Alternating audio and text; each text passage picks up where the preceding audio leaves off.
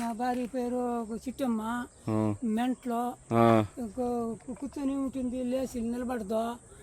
ఇక అన్నం సరిగ్గా తినేది ఆడకచ్చి పెడతాను. నాకు గుండె జబ్బు, నాకు తిరగలేను, గ్యాస్ ఎక్కువగా వచ్చేస్తుంది, ఊపిరాడకుండా పోతుంది.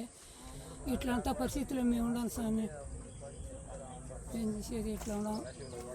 పెన్షన్ వచ్చేయలేదు స్వామి మాకు. ఎట్లా జీవనం ఏడన్నా కలెక్టర్ దగ్గర కూడా పోయినాము, అప్పులు చేసుకొని 3000 ఖర్చు పెట్టుకొని. ఆడికి పోతే కూడా పింఛన్ రాలేదు. మళ్ళీ సత్రాల కాడికి ఆడికి కూడా తిరిగినాము, ఆటోలో బాడికి పెట్టుకొని రాలేదు. ఇంకా తిరిగి తిరిగి తిరిగి అప్పులు అయిపోయి గమ్మున అయిపోయినాము.